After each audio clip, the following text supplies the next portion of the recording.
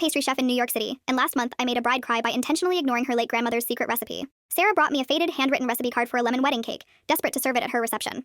She was heartbroken, because she had baked it exactly as written a dozen times, measuring every gram perfectly, but the cake always came out dense and heavy, completely lacking the light, airy texture she remembered from her childhood. She assumed she was just a terrible baker, failing her grandmother's legacy.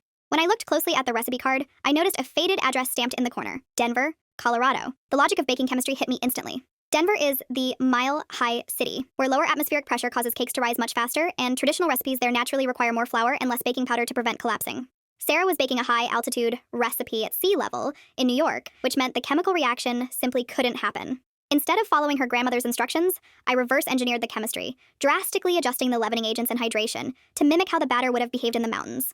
When Sarah tasted the sample, she froze, closed her eyes, and immediately burst into tears. She whispered that for the first time in 20 years, it tasted exactly like sitting in her grandmother's kitchen. People think baking is just a strict science of following the rules, but I learned that if you want to recreate a memory, you can't just copy the ingredients. You have to understand the invisible atmosphere that created it.